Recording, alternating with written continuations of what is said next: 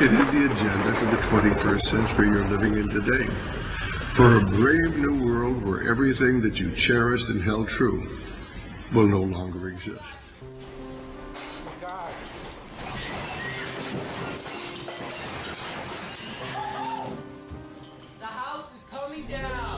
This week, 2 earthquakes with a magnitude of 5.7 hit Nevada, 70 miles outside of Lake Tahoe. It was reported that each earthquake produced 21 aftershocks that staffers at Lake Tahoe felt.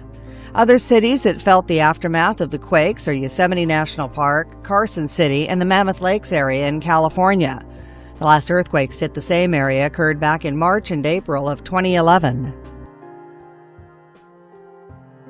2 strong earthquakes rattling across state lines. The first quake was reported near the Nevada-California state line. A second quake happened just minutes later. They could be felt as far away as Sacramento and Carson City. So far, there are no reports of major damage or injuries. And while it registered as a 3.3, a mild earthquake to say the least, could this be a precursor to that big one? We haven't had a big one in a long time. In fact, we are about a century overdue, according to scientists.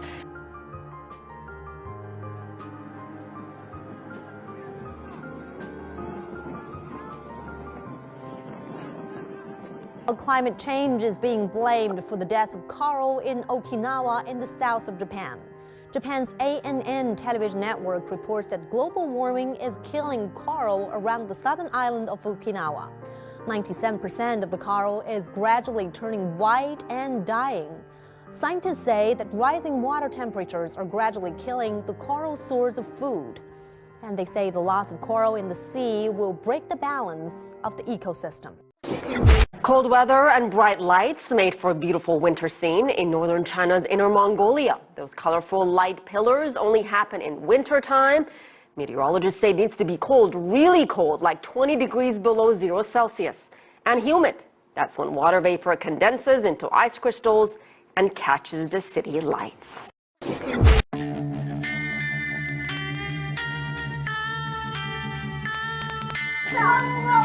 Yo, what the fuck?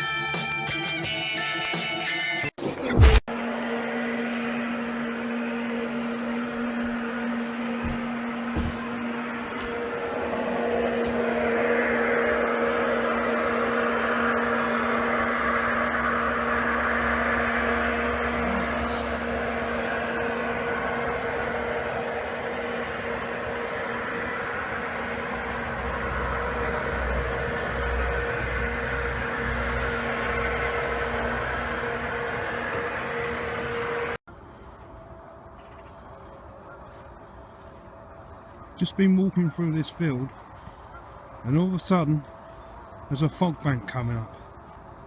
It's just come from nowhere, and 10 minutes ago I was way over there in the distance and I heard this sound, and I've just come here and the sound is exactly the same.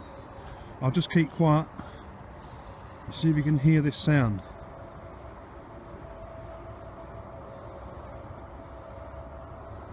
The sound is coming from above. There's nothing up there though, but the sound is coming from above.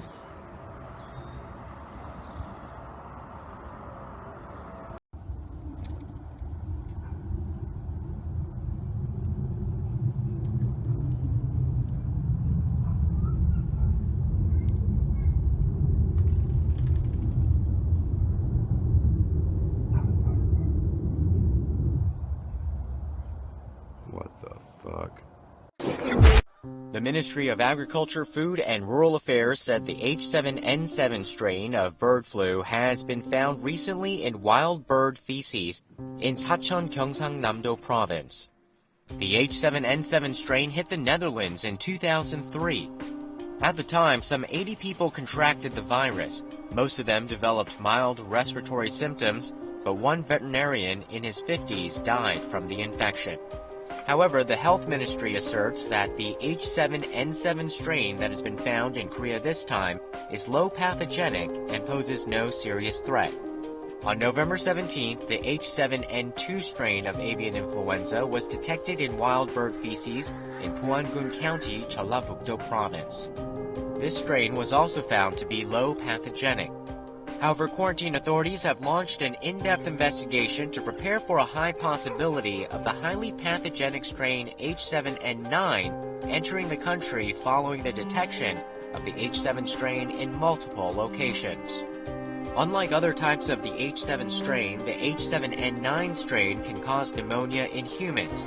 It killed more than 300 people in Hong Kong and Canada, but no cases of this deadly strain have been reported in Korea.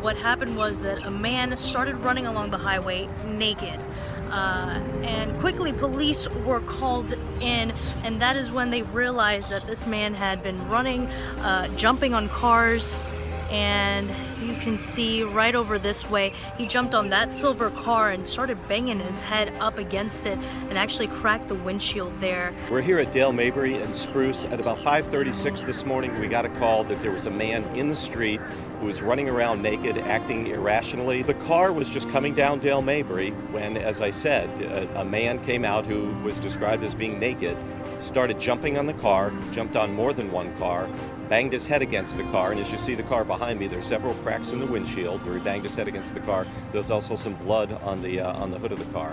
So it was kind of a bizarre situation that we're still trying to sort out. Several units responded to try to subdue the man. Even after we subdued him and put him in a police car, he continued to fight and kick. He was taken to the hospital. At this time, we've learned that he's passed away. Police say a man is dead after he ran along Dale Mabry Highway naked and started banging his head against a car. He was behaving as if he were on some sort of mind-altering. I don't know what it would be at this point. That's another thing that we need to investigate. Now that man placed in a police car where we're told he continued to fight and then had some sort of medical emergency. Now, they're not elaborating as to what sort of medical emergency he had, but that man did end up dying at the hospital. And most of us associate breathalyzers with drunk driving arrests, but scientists in Israel have developed a breath test that can also be used to diagnose different diseases.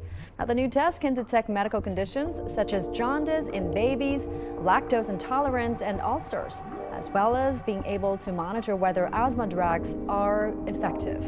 Researchers say breathalyzers could one day be used to quickly identify a range of other disorders, including cancer, leading to early detection and treatment. Scientists hope the breath test will go to market within 5 years.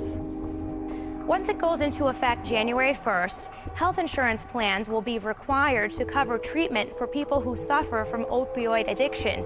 Insurance policies currently have a process in place that requires prior approval to admit a person into a treatment program, and that process could keep a person in withdrawal waiting between 6 to 8 hours. But now that wait time will go away with the new reforms, which will also increase access to treatment, expand community prevention strategies, and limit the overprescription of opioids.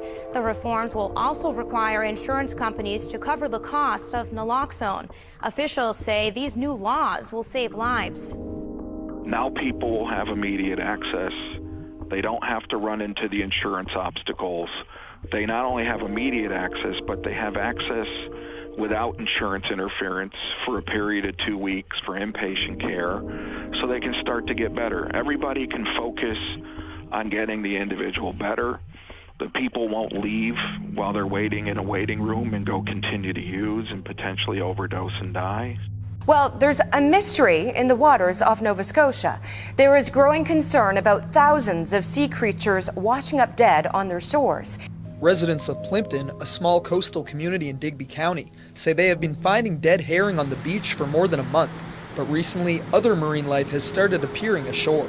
We started finding starfish, crabs, we found flounder, we found ocean perch, and then yesterday we started finding scallops on the beach.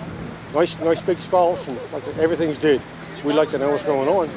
It's just really sad just to see, starfish, just hundreds of starfish, and the shellfish. I used to go clamming all the time when I was down here, and I grew up on the beaches. So just to come to your hometown and just see just so much death on the beach is really sad. Yesterday, Huey took photos of the beach and posted them to his Facebook page. In less than a day, his post has been shared over 11,000 times.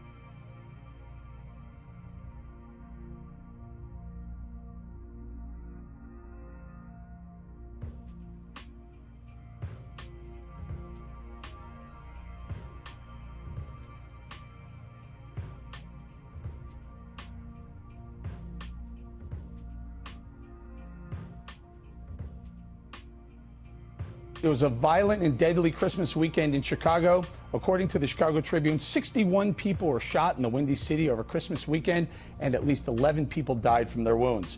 Officials in India say 2 people have been killed and 43 injured after a train derailed in the northern state of Uttar Pradesh on Wednesday. India has the world's 4th largest railway system, carrying more than 20 million people every day, but it has a poor safety record. The Uttar Pradesh derailment is the 3rd such accident in recent weeks, raising further concerns about the safety of the country's aging rail network. President Obama just will not stop talking. He only has 24 more days in office. That's when President-elect Donald Trump will be inaugurated. Yet the outgoing president is still giving interviews and seemingly insulting voters who elected Mr. Trump.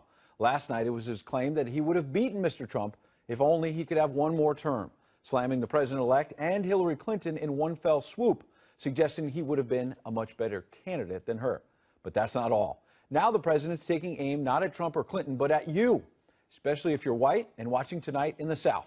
Part of the challenge for Democrats and progressives generally is that if we cannot compete in rural areas, in rural states, if we can't find some way to break through what is a complicated history in the South and start winning races there and winning back Southern white voters without betraying our commitment to civil rights and diversity. If we can't do those things, then we can win elections.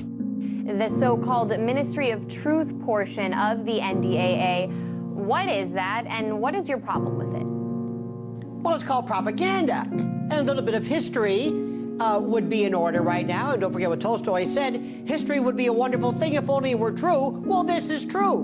In 1948, the Smith-Mundt Act was signed by Harry Truman. And if you listen to that noise right now, Anya, hear that rumble? That's Harry Truman rolling over in his grave. Because what this is, in addition to the NDAA of 2012, is to remove the prohibition against external foreign propaganda, which nobody really cared about. Voice of America, Radio Free Europe, whatever. And it internalizes it and directs it here.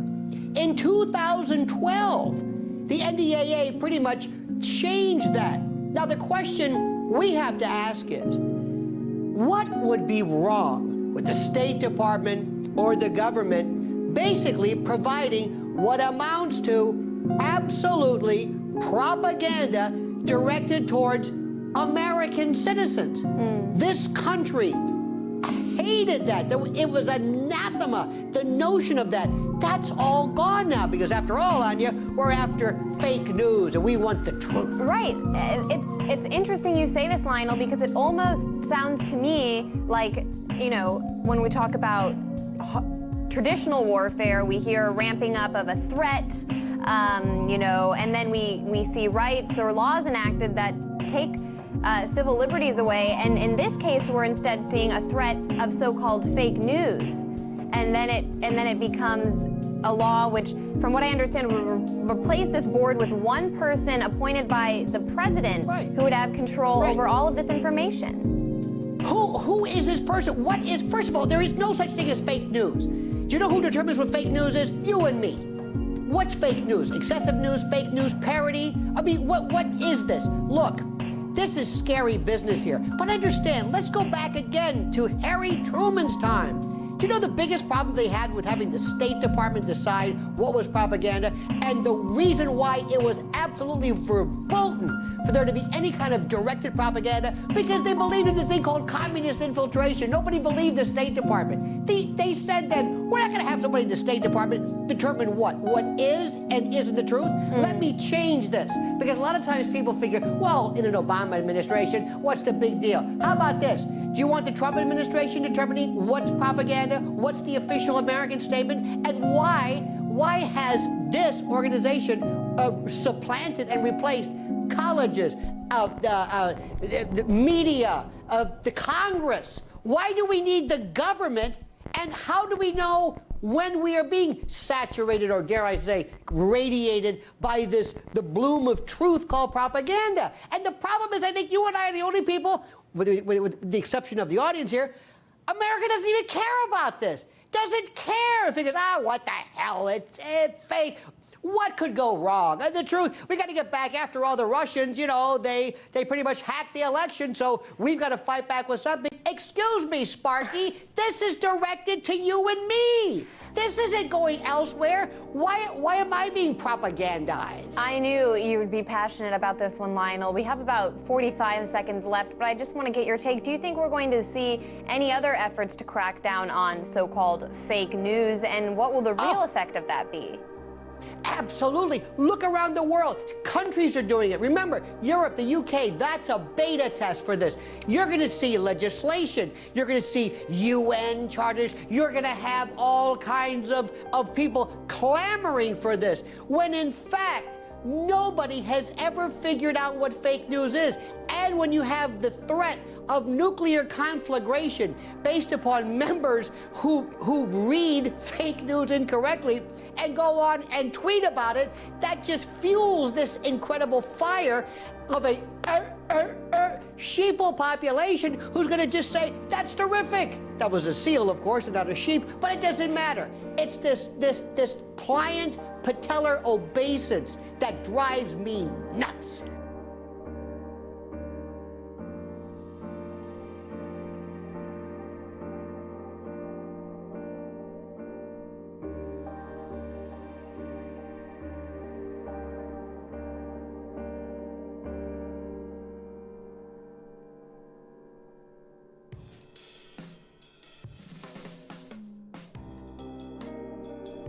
A restaurant sparking outrage, telling people who voted for President-elect Trump, find somewhere else to eat. As you can see, this bright yellow handwritten sign plastered on the front door at Cafe 8 1/2. In Honolulu, reading, if you voted for Trump, you cannot eat here. No Nazis.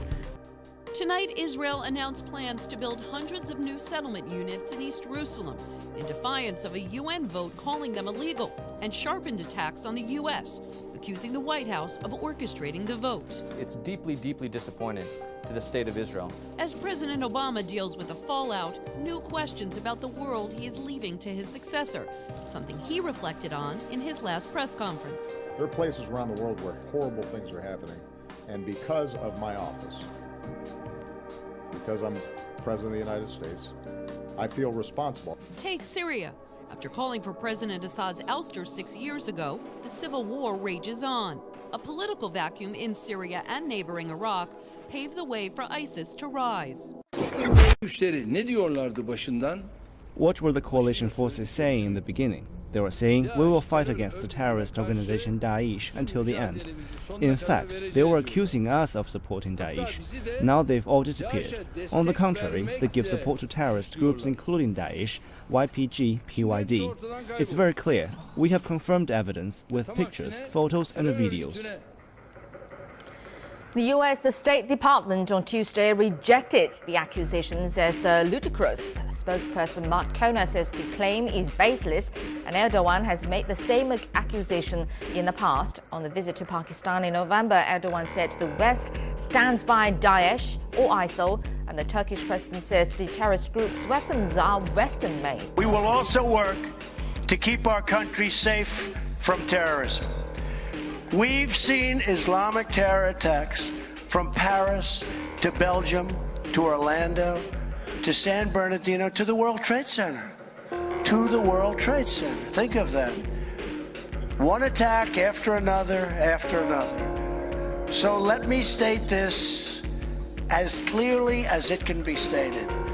I am going to keep radical Islamic terrorists the hell out of our country. Turkey and Russia have agreed on the framework of a nationwide ceasefire plan in Syria.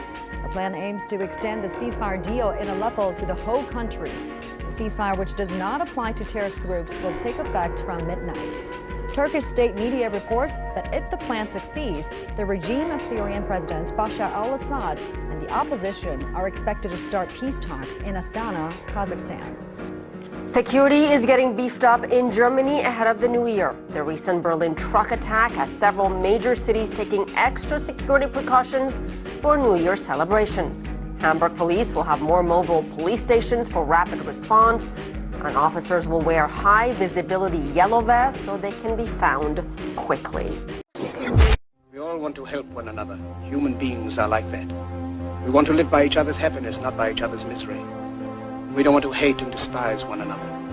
In this world there's room for everyone, and the good earth is rich and can provide for everyone. The way of life can be free and beautiful, but we have lost the way. To those who can hear me, I say, do not despair. The misery that is now upon us is but the passing of greed, the bitterness of men who fear the way of human progress. The hate of men will pass, and dictators die, and the power they took from the people will return to the people. And so long as men die, liberty will never perish. You have the love of humanity in your hearts. You don't hate, only the unloved hate, the unloved and the unnatural. In the 17th chapter of St. Luke it is written, the kingdom of God is within man, not one man nor a group of men, but in all men, in you. You, the people, have the power. Then in the name of democracy, let us use that power. Let us all unite.